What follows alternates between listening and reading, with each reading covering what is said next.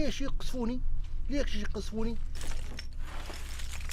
ان جايات قوات التحالف من لشن حماية المدنيين، ان ليبيا مرصودة تحت القمر الصناعي، كل شيء موجود قدامها، يعني تشوف فيه، يعني مستغربين كيف يضربونه، كيف يضربونه.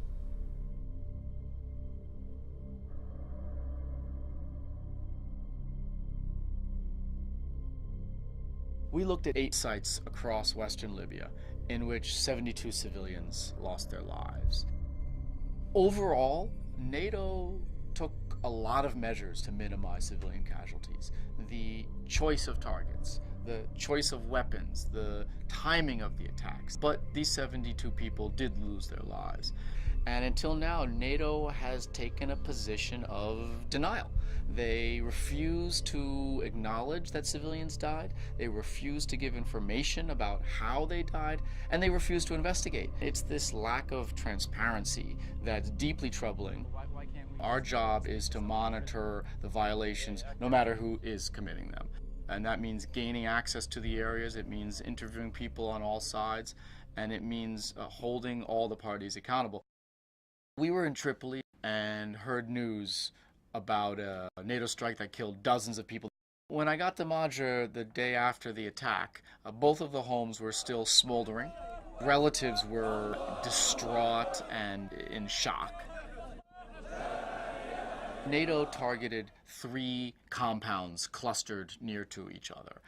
In one of those compounds, NATO hit the house that was full of displaced persons from around the conflict, people who had fled area of fighting to take refuge in this house. أنا كنت هنا في حجرة النوم هنا، جوزتي المدام كانت معي هنا، البنية بنتي كانت مع جدها غادي في الحوش الثاني هذا.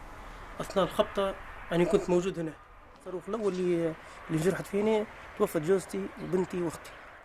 In one of the houses, between 10 to 15 minutes after the strike, there was a second strike. The neighbors and relatives from around the area rushed to the scene to help people who were buried in the rubble, either wounded or killed.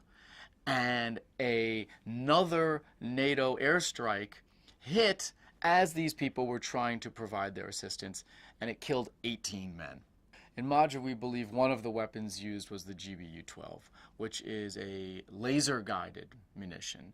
It's incredibly precise, and it is guided to the target by the shooter, who has infrared optics.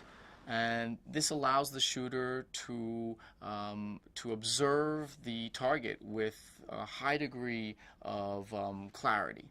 We wonder how they chose these 2 houses.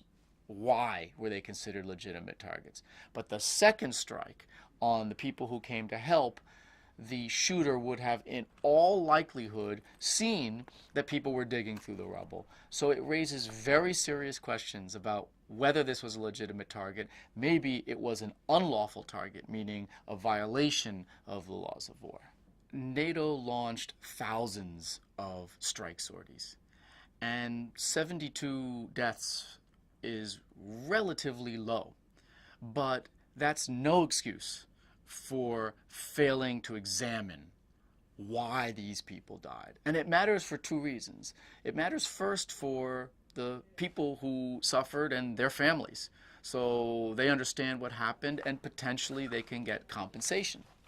But it also matters for future campaigns, because if you don't examine what went wrong, why a civilian died, then you will not learn from mistakes. And civilians are more likely to die in the future.